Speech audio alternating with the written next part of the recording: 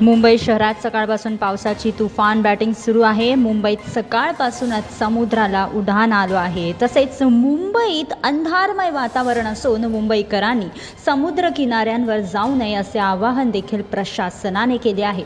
Gateway of India येथे लाटा वेगाने उसळल्या असून मरीन लाईन्स येथे समुद्रात वाढ दिसून आली आहे। हवामान विभागाने देखील समुद्र किनाऱ्याजवळ जाऊ नये असा लोकांना सल्ला देखील दिला आहे। भरतीच्या वेळी 14 फूट उंच लाटा उसळण्याची शक्यता देखील दर्शवली जात आहे। नागरिकांना सतर्क राहण्याचा सल्ला देखील करण्यात आला आहे। मुंबई शहरात सकाळपासूनच पावसाची तुफान बॅटिंग सुरू आहे आणि गेटवे ऑफ इंडिया येथे लाटा देखील वेगाने उसळल्या आहेत। मरीन लाईन्स येथे समुद्रात वाढ झाली आहे आणि हवामान विभागाने समुद्र किनाऱ्यावर जाऊ नये असे आवाहन देखील लोकांना केले आहे।